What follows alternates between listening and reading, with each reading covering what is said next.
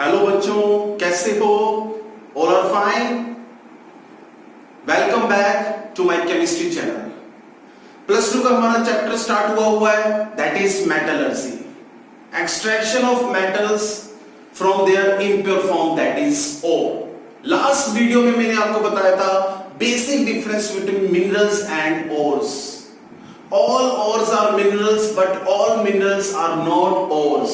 सिर्फ उन्हीं मिनरल्स को आप और बोल सकते हो जिसमें से आपको मेटल इकोनॉमिकली और कन्वेंशनली मिल पाए। उसमें मैंने आपको मेटल्स की ओर्स बताई थी और उनमें से मैंने बोला था 4 मेटल्स की ores very very important, aluminium, zinc, iron and copper. Aluminium के लिए bauxite Al2O3.2 molecules of water, zinc के लिए जिंक ब्लेंड ZnS, आयरन के लिए हेमेटाइट Fe2O3 और magnetite Fe3O4 and last one is copper, copper pyrite और copper glance. Copper pyrite CuFeS2 and copper glance Cu2S, cuprous sulphide. उसके बाद मैंने बोला था all metals not have same physical और केमिकल प्रॉपर्टीज और इंप्योरिटीज भी उनकी सेम नहीं होती है। तो अगर इंप्योरिटीज और फिजिकल केमिकल प्रॉपर्टीज सेम नहीं है तो उसमें सभी में एक कॉमन मेथड से हम मेटल को प्योरीफाई नहीं कर सकते। सभी मेटल्स के लिए सेम मेथड अप्लाई नहीं कर सकते, तो इसके लिए वहां पे हम डिफरेंट मेथड्स की स्टडी करेंगे, लेकिन उसमें ऑपरेशंस कॉमन है, रास्ता सेम है सभी के लिए। पहला रास्ता क्या है? पहला स्टेप क्या है? Crushing and grinding.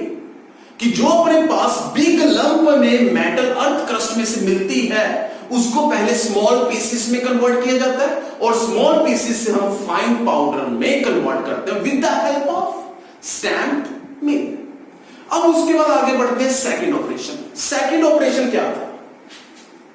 Second operation में हम ओर की ड्रेसिंग करेंगे, that is concentration or benefaction,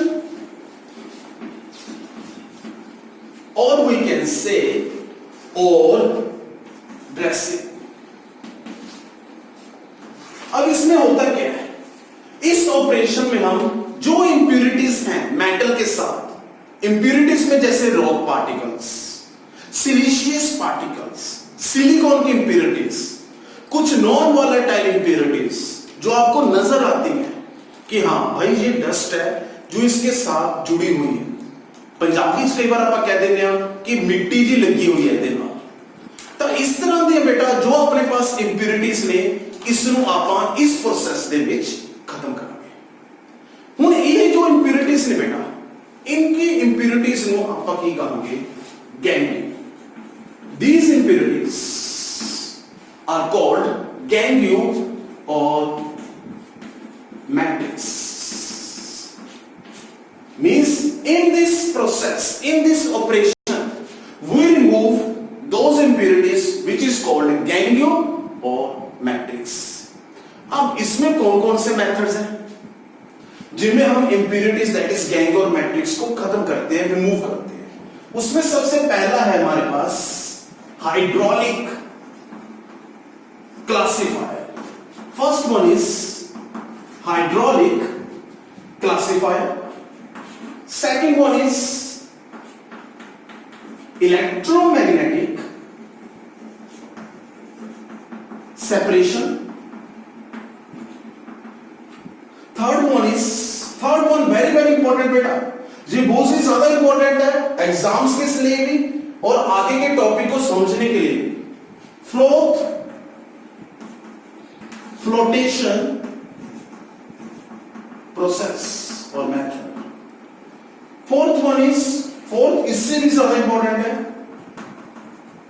exams में इसमें बहुत से क्वेश्चंस आ चुके हैं पास्ट ईयर्स में, वो आपको मैं बताऊंगा, दैट इज लीचिंग। तो ये अपने पास 4 डिफरेंट मेथड्स हैं जिनमें हम और की क्या करते हैं, ड्रेसिंग। तो सबसे पहले डिस्कस करने जा रहे हैं हाइड्रोलिक क्लासिफायर। अब आप सोचोगे कि किस और पार्टिकल्स के लिए कौन सा मेथड सूटेबल है, वो मैं आपको वन बाय वन बता रहा हूं। हाइड्रोलिक क्लासिफायर आप आप उन और पार्टिकल्स के लिए अप्लाई कर सकते हो जिसमें इंप्योरिटीज क्या हो, lighter than rock, that is और particles.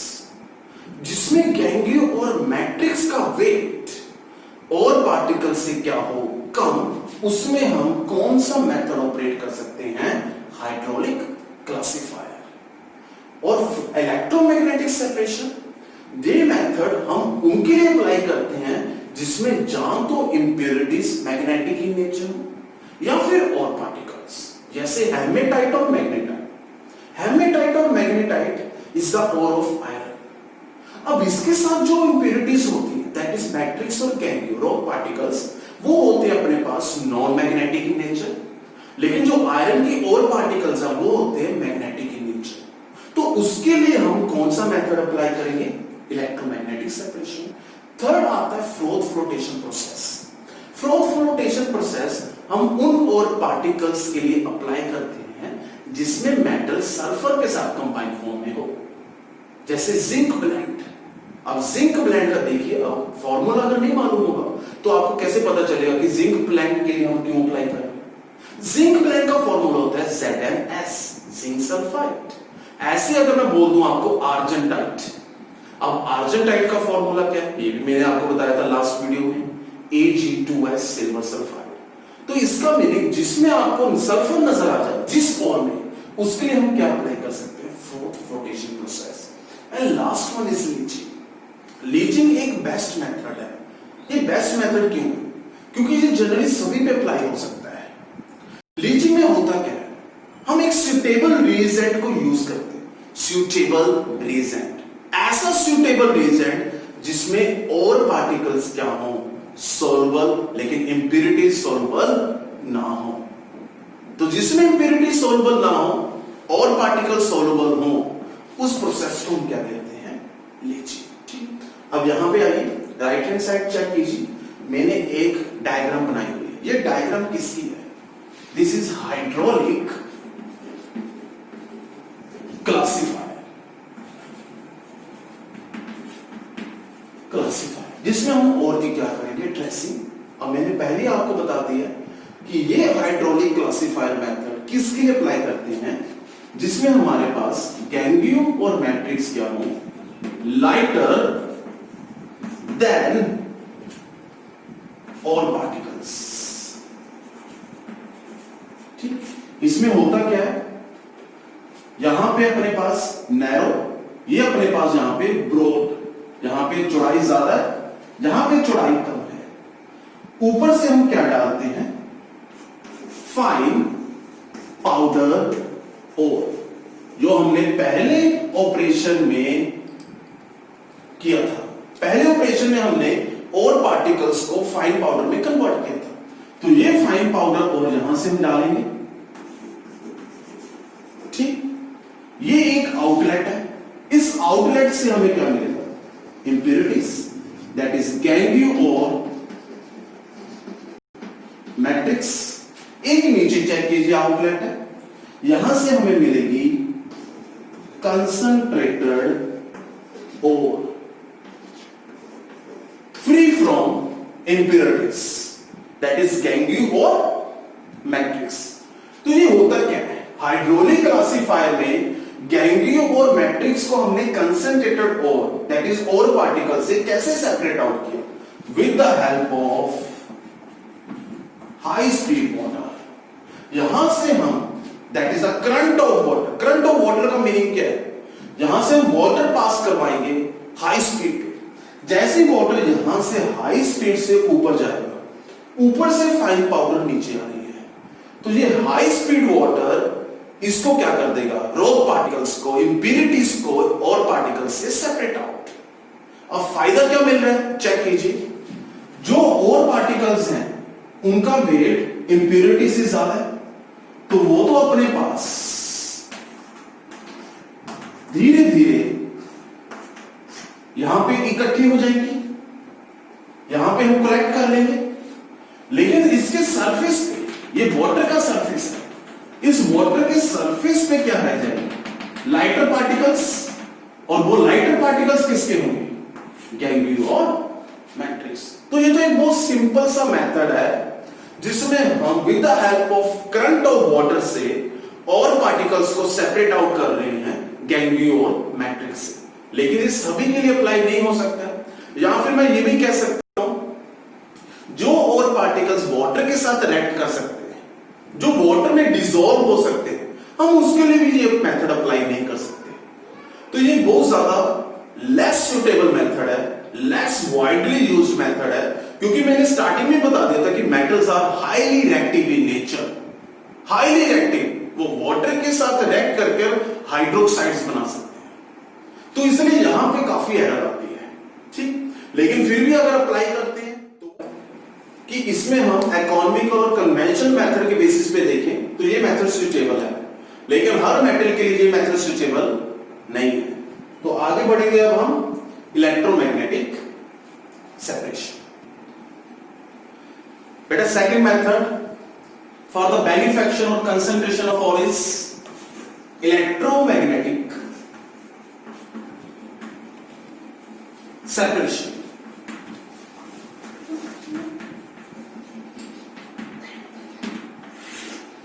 As I said earlier कि ये मेथड हम उन और पार्टिकल्स के लिए अप्लाई कर सकते हैं जिसमें या तो गैंग्लियो और मैट्रिक्स मैग्नेटिक इन नेचर हो या फिर और पार्टिकल्स। इसमें मैंने एक एग्जांपल बताई थी आपको, हेल्मेटाइट और मैग्नेटाइट। Fe2O3 और Fe3O4। बच्चों जो हेमेटाइट और मैग्नेटाइट होता है इसमें जो और पार्टिकल्स ऑफ आयरन के होते हैं वो क्या होते हैं, मैग्नेटिक।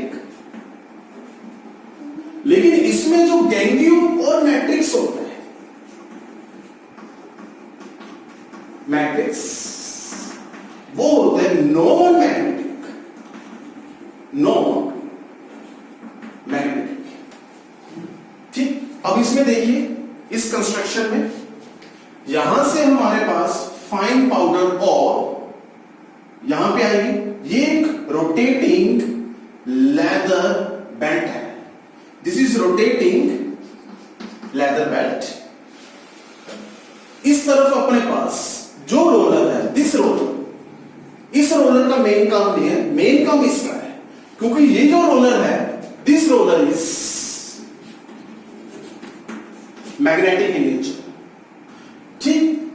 एक बीकर नियर द रोलर और एक बीकर और container away from the roller. अब थिंक अबाउट इट, जैसे हम यहां से fine powder impure form of ore को डालेंगे तो ये रोलर के साथ साथ यहां पे लेदर के साथ साथ मूव करेगी। जैसे ही इस मैग्नेटिक रोलर के पास और पार्टिकल्स प्लस इंप्योरिटीज पहुंचेंगी, यहां पे सेपरेशन स्टार्ट हो जाएगी। कैसे? अब जो इंप्योरिटीज नॉन मैग्नेटिक हैं वो यहां से fall away from the roller, लेकिन जो और पार्टिकल्स हैं which are magnetic in nature that will stuck on this roller और वो धीरे धीरे धीरे धीरे will fall near the roller.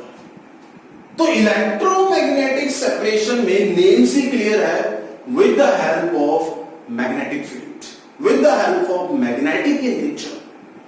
तो आई बात समझ में? तो इसमें मैंने जो एग्जांपल लिया है उसमें जो और पार्टिकल्स है वो मैग्नेटिक है, जो इंप्योरिटीज है वो नॉन मैग्नेटिक। ऐसे ही one more example here we are going to discuss tin stone.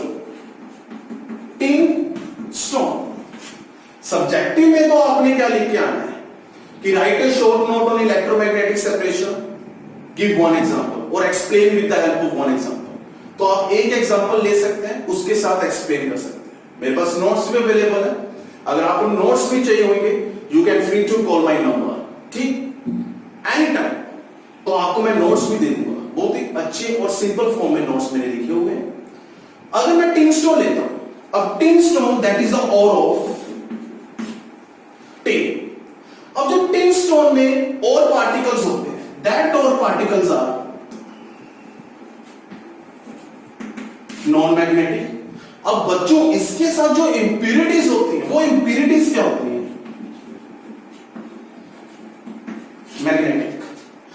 कौन सी इंप्यूरिटीज होती है, ये एमसीक्यूज में भी क्वेश्चन आया हुआ है। दो इंप्यूरिटीज होती है, एक होती है आयरन टंगस्टेट, जिसका फॉर्मूला होता है FeWO4। W means tungsten. जो अपने पास जो बल्ब्स होते हैं, जो हीट प्रोड्यूस करते हैं, उसमें टंगस्टन एज ए फिलामेंट लेते हैं। और दूसरी जो अपने पास मैग्नेटिक इंप्यूरिटीज होती है, वो होती है manganese tungstate. Manganese tungstate, that is MnWO4। तो बच्चों, टिन स्टोन के साथ जो इंप्यूरिटीज होती है वो मैग्नेटिक होती हैं और खुद और पार्टिकल्स नॉन मैग्नेटिक। तो बताइए, जब इसकी फाइन पाउडर ओर को मैं यहां से मूव करवाऊंगा with the help of moving letter, जैसे इस मैग्नेटिक रोलर के पास और पार्टिकल्स विद इंप्यूरिटीज पहुंचेंगे, तो यहां से कौन सी चीज fall away from the roller, which is non magnetic. तो नॉन मैग्नेटिक मींस इसमें क्या आएंगे हमारे पास SnO2, non magnetic in nature, और इसमें क्या आएंगे हमारे पास गैंग्यू, क्योंकि इसमें जो गैंग्यू है that will be magnetic in nature. So both is simple separation method, electromagnetic, but this method is applied only for those having either rock particles or particles are magnetic in nature or impurities are magnetic in nature. Next method, which is used for the concentration of ore, froth flotation process. Flotation process or method. But this method is only applied for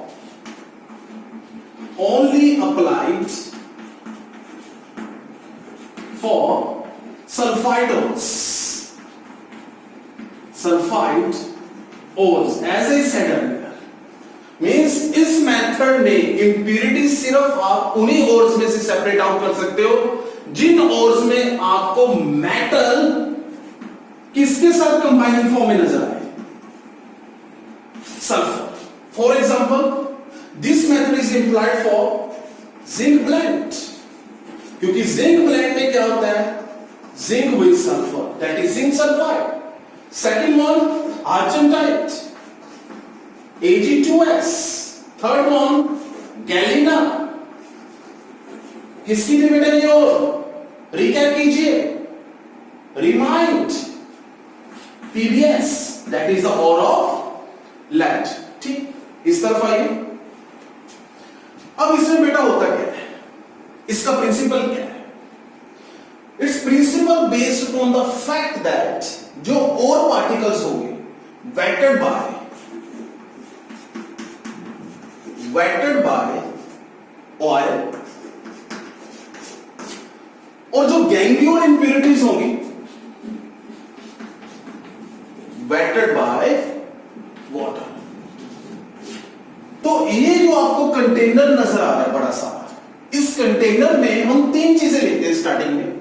एक तो लेते हैं oil, दूसरा water और तीसरा ओर। ठीक, ये अपने पास क्या स्टरर, यहां से हम एयर पास करवाते हैं सो दैट यहां पे स्टरिंग हो, प्रॉपरली स्टरिंग हो, इंप्यूरिटीज और पार्टिकल से सेपरेट आउट हो जाए। तो ये देखा गया है, जब मैं फॉर एग्जांपल जिंक ब्लेंड को कंसंट्रेशन फॉर्म में लेकर आऊं, उसकी ड्रेसिंग करूं, तो जिंक ब्लेंड के साथ जो इंप्यूरिटीज होंगी वो तो वाटर के साथ वेटेड हो जाएंगी। कुछ टाइम के बाद आपको बॉटम पे नजर आएंगे। जो ये आपको बॉटम पे नजर आ रहा है, ये क्या है बेटा, इंप्यूरिटीज, दैट इज गैंग्लियन। और ये आपको जो सरफेस पे नजर आ रहा है इन फॉर्म ऑफ फ्रोथ, इसमें क्या है, ऑयल प्लस और पार्टिकल्स। देखिए नेम से क्लियर है, फ्रोथ। फ्रोथ का मीनिंग क्या होता है, जैसे झाग होती है, झाग पानी में जैसे हम सर्फ डालते हैं, उसको आप घुमा के देखें, हिलाकर देखें, स्टर करके देखें, तो आपको पानी के सरफेस पे झाग नजर आएगी जिसमें छोटे छोटे बबल्स नजर आएंगे, बबल्स, ठीक। तो वही कंसेप्ट इसमें नजर आता है। जैसे आप यहां पे स्टरिंग करते हो और particles plus water plus oil, तो कुछ टाइम के बाद जो अपने पास इंप्यूरिटीज होंगी which are wetted by water will be settled down at the bottom of container, और जो अपने पास और पार्टिकल्स होंगे जो ऑयल के साथ इंटरेक्शंस देंगे wetted by oil, that comes on the surface of water in form of froth, ठीक। उसके बाद इस झाग को, इस फ्रोथ को हम इजिली सेपरेट आउट कर देते हैं। अब इसमें 3 वर्ड्स बहुत इंपॉर्टेंट है जिसपे क्वेश्चन पूछा जाता है। पहला है कोलेक्टर, दूसरा है फ्रोथ स्टेबलाइजर, और सबसे ज्यादा इंपॉर्टेंट जो मैंने कहा था ये टॉपिक बहुत इंपॉर्टेंट है, और उसके लिए जो तीसरा वर्ड मैं लिखने जा रहा हूं दैट इज डेप्रेसेंट। तीनों का अलग अलग काम है, अपनी एक अहमियत है, यूनिकनेस। कोलेक्टर, फ्रोथ स्टेबलाइजर और डेप्रेसेंट। जो बेटा अपने पास कोलेक्टर होता है, कोलेक्टर जनरली हम फाइन ऑयल भी यूज कर सकते हैं, फाइन ऑयल। कोलेक्टर का मेन काम होता है कि जो और पार्टिकल्स हैं उसको वाटर से दूर रखना। मैंने जैसे पहले बताया, this principle is based upon the fact that all particles are wetted by oil but impurities are wetted by water। तो इसका मीनिंग क्या हुआ, जो और पार्टिकल्स हैं उनको वाटर से दूर रखना है। अगर वो इंप्यूरिटीज वाटर के साथ वेट हो गई तो इसका मीनिंग जितनी अमाउंट पहले स्टार्टिंग में मेटल्स की इन फॉर्म ऑफ और में नजर आ रही थी, आफ्टर सेपरेशन उतनी नजर नहीं आएगी। तो इसका मतलब कुछ अमाउंट मेटल पार्टिकल्स की बॉटम पे नजर आएगी जिसमें अपने पास इंप्यूरिटीज भी हैं। तो ज्यादा से ज्यादा मेटल हमें और पार्टिकल्स इंप्यूरिटी से सेपरेट आउट हो जाए, इन फॉर्म ऑफ फ्रोथ आ जाए, उसमें हम क्या यूज करते हैं, collector. And second one is froth stabiliser. अब आपने ये देखा होगा, जैसे बारिश में आप देखिए, बारिश में जो वाटर फ्लो कर रहा होता है तो उसके ऊपर सरफेस पे आपको बुलबुले, बबल्स नजर आते होंगे, लेकिन वो कुछ टाइम के बाद ब्लास्ट हो जाते हैं। वही यहां पे बेटा जो फ्रोथ बन रही है, उस फ्रोथ में क्या है, उस झाग में क्या है, अपने पास ऑयल, और ऑयल के अंदर क्या अपने पास और पार्टिकल्स।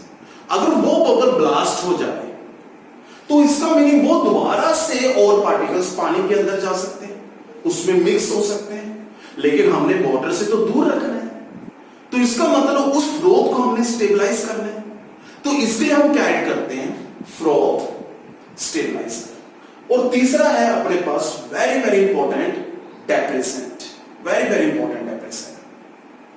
अब जो डेप्रेसेंट है, व्हाई वी यूज डेप्रेसेंट, कई दफा क्या होता है अर्थ क्रस्ट में मेटल्स एक से ज्यादा हमें कंबाइनिंग फॉर्म में नजर आ जाती हैं। जैसे for example zinc sulphide plus Galina, PBS. अगर मान लो ये दोनों कंबाइनिंग फॉर्म में है तो वहां पे एक और तो नजर नहीं आ रही, वहां पे एक से ज्यादा और से नजर आ रही है, मींस आपको एक से ज्यादा मेटल्स नजर आ रही है, जिंक एंड लेड। अब इसका मीनिंग क्या हुआ, अगर मैं इनमें से इंप्यूरिटीज को बाहर भी निकालूंगा तो भी जिंक और लेड तो सेपरेट आउट नहीं हुए, वो तो एक दूसरे के साथ कंबाइनिंग फॉर्म में। तो इसमें क्या करेंगे, सबसे पहले हम एक मेटल को फ्रोथ की फॉर्म में लेकर आएंगे, फिर उसके बाद सक्सेसिवली दूसरी मेटल को। तो वो कैसे आएगा, जब वहां पे हम क्या यूज करेंगे, डेप्रेसेंट। सो इन फ्रोथ फ्लोटेशन प्रोसेस हम कौन सा डेप्रेसेंट यूज करते हैं, कौन सा सब्सटेंस यूज करते हैं, सोडियम साइनाइड। तो जैसे हम इसमें सोडियम साइनाइड यूज करेंगे तो वो सोडियम साइनाइड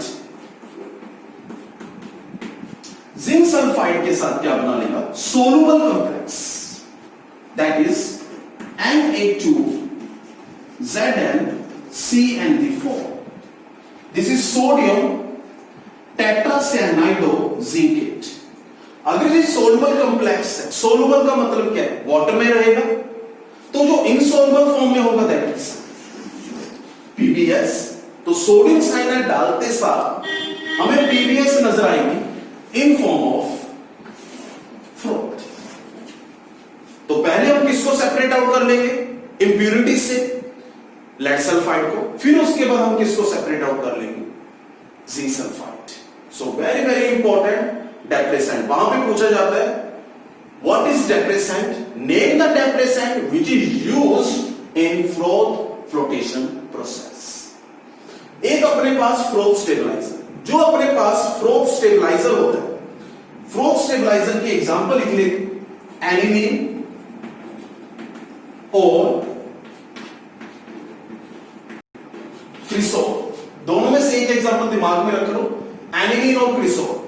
एनिलीन का स्ट्रक्चरल फॉर्मूला होता है बेंजीन के ऊपर NH2, क्रिसोल का फॉर्मूला होता है OH and CH3। This is ortho.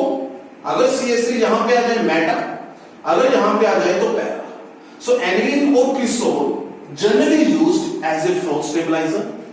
Collector में पाइन ऑयल और क्या ले सकते हो आप? Sodium ethyl xanthate. बच्चों ये अपने पास जनरली MCQs कंपटीशन एग्जाम्स में पूछा जाता है, नॉट इन सब्जेक्टिव। सब्जेक्टिव में तो डायरेक्टली क्वेश्चन आएगा और फंक्शन ऑफ डेप्रेसेंट, लेकिन MCQs में पूछा जा सकता है। सोडियम इथाइल ज़ैंथेट का मैं स्ट्रक्चरल फॉर्मूला बनाने जा रहा हूं। This is ethyl